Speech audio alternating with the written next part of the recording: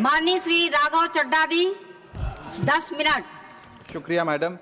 Tax to live, tax to die and tax everything in between. इस जीवन में दो ही चीजें निश्चित हैं। There are only two things that are certain, death यानी कि मृत्यु, और दूसरा है टैक्स। इस जहां से उस जहां तक जहां भी जाओगे, हर मोड़ पर हर जगह मुझे ही पाओगे, यानी कि टैक्स। मैडम, सपना था विश्व गुरु बनने का, बन गए हम टैक्स गुरु। और इतना टैक्स जो भारत की आबादी सरकार के खजाने में डालती है, उसके बदले सरकार जनता को देती क्या है, ये बहुत बड़ा सवाल है। कौन सी ऐसी हाई क्वालिटी सर्विस है जो फ्री ऑफ कॉस्ट जनता को दी जाती है? क्या हमें quality health care free of cost मिलता है? नहीं मिलता। क्या हमें वर्ल्ड क्लास एजुकेशन मिलती है? नहीं मिलती। क्या हमें फ्री वर्ल्ड क्लास ट्रांसपोर्टेशन मिलता है? नहीं मिलता। क्या हाई क्वालिटी रोड्स मिलती हैं? अगर अच्छी हैं तो टोल टैक्स भरना पड़ता है। क्या 24 घंटे 7 दिन बिजली आती है? नहीं आती। तो इतना सारा जो टैक्स सरकार इकट्ठा करती है, उसका करती क्या है? इसीलिए मैं कहना चाहता हूं दैट वी इन इंडिया पे taxes like in developed countries to get services like in sub-Saharan countries. Madam, from the moment a child is born to the very moment his family mourns his death, the government is there at every step, not to help you but to tax you. और आइए एक रोमांचक यात्रा पे चलते हैं। माननीय वित्त मंत्री जी हर बार मेरे सवालों का जवाब देते हुए मुझ पर तंज कसती हैं और कहती हैं कि शायद ये चार्टर्ड अकाउंटेंट नहीं है, इनकी डिग्री असली नहीं है, तमाम तरीके की बातें मेरे बारे में कहती हैं, निजी हमले करती हैं। मैं उनका बहुत सम्मान करता हूं, मेरे मन में उनके प्रति बहुत आदर है। ओहदे में, हैसियत में, उम्र में, अनुभव में बहुत बड़ी है मुझसे। लेकिन आज मैं इस सीए की डिग्री को किनारे करके सरल भाषा में आम आदमी की तरह इस देश के आम आदमी का दर्द आपके सामने रखना चाहता हूं कि कैसे हमारे जन्म होने से लेकर हमारे मरने तक टैक्स पे टैक्स सरकार हमसे वसूलती है। मैं आपके सामने जीवन के 8 चरण, 8 स्टेजेस ऑफ लाइफ रखना चाहता हूं। फर्स्ट स्टेज ऑफ लाइफ, जब इंसान पैदा होता है, that is the birth stage. बच्चे के पैदा होने से पहले, उसकी आंखें खुलने से पहले जो उसको वैक्सीन लगती है, उस पर 5% जीएसटी लगता है। जिस अस्पताल में बच्चा पैदा होता है, उस हॉस्पिटल के कमरे के चार्जेस पर अगर 5,000 रुपए से ज्यादा का कमरा हो तो 5% जीएसटी लगता है। बेबी केयर के आइटम्स पे 5% जीएसटी लगता है। और अगर उसके माता पिता बच्चे के पैदा होने पर मिठाई बांटे तो मिठाई पर 5% और चॉकलेट पर 18%, 28% जीएसटी लगता है। दूसरा चरण जीवन का इन्फेंसी और चाइल्डहुड यानी कि बचपन। बचपन में बेबी फूड जो खरीदा जाता है उस पर 12 से 18% जीएसटी, डाइपर जो खरीदा जाता है उस पर 12% जीएसटी, बेबी स्ट्रोलर पे 5 से 12% जीएसटी, और जो खिलौने बच्चे को दिए जाते हैं उन खिलौनों पर भी 12% जीएसटी लिया जाता है। जब मुंडन होता है बच्चे का, पहला हेयर कट जिसे कहते हैं, उस हेयर कट की सर्विसेज पर भी 18% जीएसटी, और पहली बर्थडे पार्टी पर जो फोटोग्राफी होती है, फोटो खिंचवाई जाती है, उस फोटोग्राफी सर्विसेज पर भी 18% जीएसटी। यहां तक कि नामकरण की बर्थडे पार्टी जो की जाती है उस पर भी, केटरिंग सर्विसेज से लेकर खान पर 18% जीएसटी सरकार वसूलती है। अब बच्चा स्कूल जाना शुरू करता है तो स्कूल जाने पर यूनिफॉर्म से लेकर जूतों, स्कूल बैग, लंच बॉक्स, सब पर जीएसटी लगता है। 12% जीएसटी नोटबुक पर लगता है, 18% जीएसटी स्टेशनरी आइटम पर लगता है। और उसके बाद अगर कोई एक्स्ट्रा करिकुलर एक्टिविटी बच्चे को करनी हो, कोई म्यूजिक क्लास करनी हो या फिर कोई स्पोर्ट्स कोचिंग की क्लास वो ले ले, उस पर भी 18% जीएसटी देना पड़ता है। प्राइवेट ट्यूशन ले तो उस पर भी जीएसटी, और पहली साइकिल जो बच्चा खरीदता है उस पर भी 12% जीएसटी देना पड़ता है। तीसरी अवस्था जीवन की, टीनेज ईयर्स, ये वो काल होता है जो सबसे मस्त मौला टाइम होता है जीवन का, बेहतरीन बेफिक्री का। इसमें बच्चा, यंग जवान लड़का लड़की अपना पहला स्मार्टफोन खरीदते हैं, उस स्मार्टफोन पर जीएसटी लगता है। अगर महंगा हो, विदेशी हो तो इंपोर्ट ड्यूटी भी लगती है। फिर वो अपना फोन रिचार्ज कराता है, उस पर जीएसटी लगते हैं। ब्रॉडबैंड इंटरनेट का कनेक्शन लेता है, उस पर जीएसटी लगता है। नेटफ्लिक्स, स्पॉटिफाई या वीडियो गेम की सब्सक्रिप्शन लेता है, उस पर भी जीएसटी देना पड़ता है। और अगर अपने दोस्तों के साथ पिक्चर देखने बाहर जाए तो पिक्चर की टिकट पर जीएसटी, एंटरटेनमेंट टैक्स और पॉपकॉर्न पर भी जीएसटी अब लगने लग गया है। तो तमाम तरीके के सॉल्टेड कैरेमल पॉपकॉर्न पर भी सरकार आपसे जीएसटी वसूलती है। इस बीच जब आप 18 साल के होते हैं और पहली बाइक या पहला स्कूटर खरीदते हैं, उस बाइक और स्कूटर पर आपसे जीएसटी लिया जाता है, व्हीकल इंश्योरेंस पर जीएसटी लिया जाता है, और उसके बाद रजिस्ट्रेशन टैक्स और रोड टैक्स के नाम पर भी पैसा लिया जाता है। जीवन की चौथी अवस्था, fourth stage of life, higher education की। इस हायर एजुकेशन की अवस्था में आप यदि प्राइवेट कॉलेज में पढ़ रहे हैं तो प्राइवेट कॉलेज की ट्यूशन फी पर जीएसटी लगता है। हॉस्टल में रह रहे हैं या पीजी का रेंट भर रहे हैं तो उस पर जीएसटी लगता है। स्टूडेंट लोन की प्रोसेसिंग फी पर जीएसटी लगता है, किताबों से लेकर लैपटॉप तक जीएसटी लगता है। और अगर माता पिता संपन्न हैं और बच्चे को विदेश भेजते हैं पढ़ने के लिए तो फॉरेन रेमिटेंस पर टैक्स कलेक्टेड एट सोर्स सरकार लागू करती है।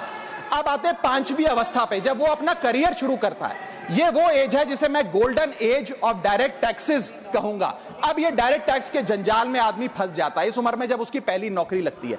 तो नौकरी में आमदनी अनुसार उसके स्लैब रेट के हिसाब से उस पर टीडीएस पहले काटा जाता है, मानो जेब काटी जा रही हो, और फिर इनकम टैक्स वसूला जाता है। जब पहली बार उसको पगार मिलती है, वेतन मिलता है, वो माता पिता या दोस्तों को बाहर खाने पे ले जाता है, पिक्चर दिखाने ले जाता है, उस खाने के बिल पर भी सरकार जीएसटी वसूलती है। और जैसे जैसे उसकी सैलरी बढ़ती है वैसे वैसे स्लैब अनुसार उससे इनकम टैक्स वसूला जाता है। इसके बाद आज वर्क फ्रॉम होम का कल्चर चल रहा है, तो वर्क फ्रॉम होम में इंटरनेट बिल्स हो, ब्रीफकेस हो, लैपटॉप हो, इन सारी चीजों की खरीद पर सरकार जीएसटी लेती है। और अगर आप ये पैसा निवेश करें, इस निवेश करने पर आप कोई भी फाइनेंशियल इंस्ट्रूमेंट खरीदें तो सिक्योरिटी ट्रांजैक्शन टैक्स के नाम पर, मैडम मेरा समय जा रहा है, कोई फाइनेंशियल इंस्ट्रूमेंट खरीदे तो फाइनेंशियल इंस्ट्रूमेंट की खरीद पर सिक्योरिटी ट्रांजैक्शन टैक्स, उसकी ब्रोकरेज पर जीएसटी और फाइनेंशियल एडवाइजरी पर जीएसटी। और जब आप ये फाइनेंशियल इंस्ट्रूमेंट बेचते हैं तो उसके मुनाफे पर सरकार आपसे कैपिटल गेन टैक्स वसूलती है। यहां तक कि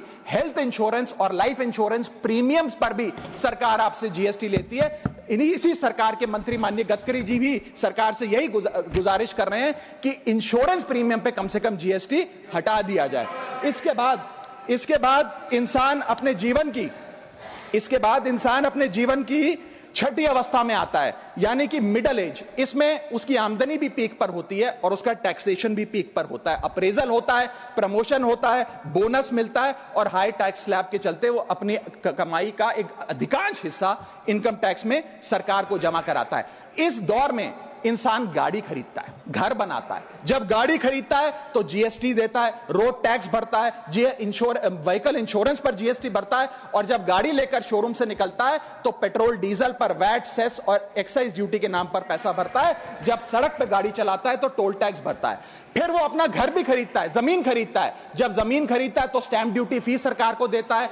जब कंस्ट्रक्शन मटेरियल खरीदता है घर बनाने के लिए तो कंस्ट्रक्शन मटेरियल पे, चाहे वो सीमेंट हो, मार्बल हो, स्टील हो, उस पर जीएसटी देता है। उसके बाद जब कंस्ट्रक्शन सर्विसेज लेता है किसी बिल्डर से, ठेकेदार से, कॉन्ट्रैक्टर से, तो उस कंस्ट्रक्शन सेवाओं पर भी जीएसटी सरकार आपसे वसूलती है। और जब घर बन जाए तो एनुअल प्रॉपर्टी टैक्स और हाउस टैक्स के नाम पे आपसे पैसा लिया जाता है। और जब आपको पैसे की आवश्यकता पड़े और आप ये घर बेच दें तो कैपिटल गेन्स पर भी सरकार आपसे उस मुनाफे पे टैक्स वसूलती है।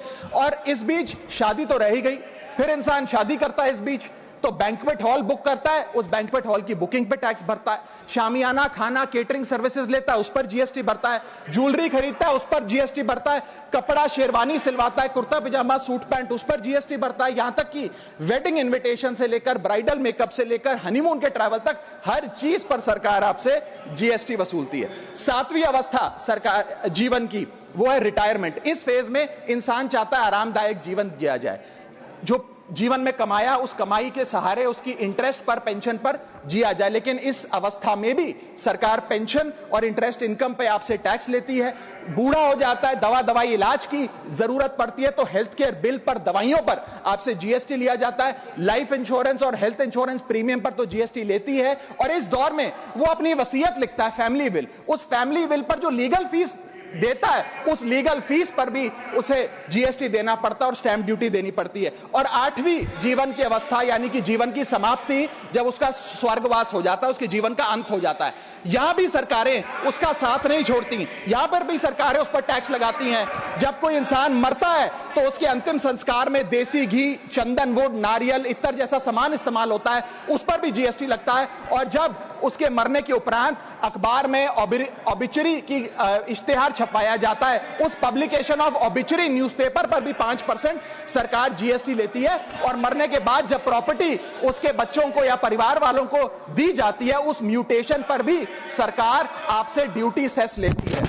यह है life cycle of taxation model. लेकिन मैडम, सबसे जरूरी बात यह है कि इतना टैक्स देने के बाद सरकारें हमें देती क्या है? मैं जानता हूं कि टैक्स सरकार के लिए जरूरी है, इस सरकार के लिए नहीं, जितनी सरकारें इस देश में रही सबने टैक्स लगाकर जनता से पैसा लिया।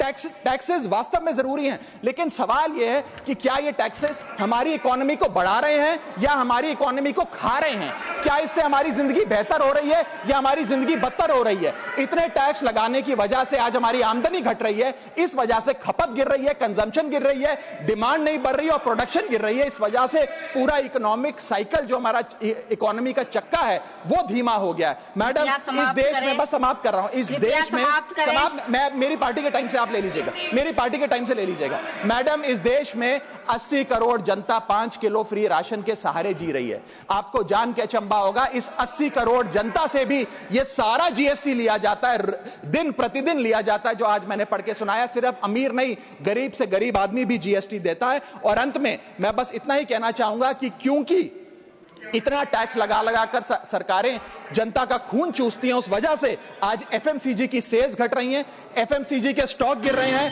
कंजम्पशन डाउन हो रही है, नई गाड़ियों की सेल श्रिंक कर रही है, तमाम तरीके की जितनी भी न्यू परचेजेस होती हैं उसमें मंदी देखी जा रही है। सरकार को जीएसटी कम करना चाहिए, कम करेंगे तो जनता की जेब में पैसा आएगा तो मांग बढ़ेगी, खपत बढ़ेगी और इकोनॉमी का चक्का चलेगा। आपका समय समाप्त। बहुत बहुत शुक्रिया।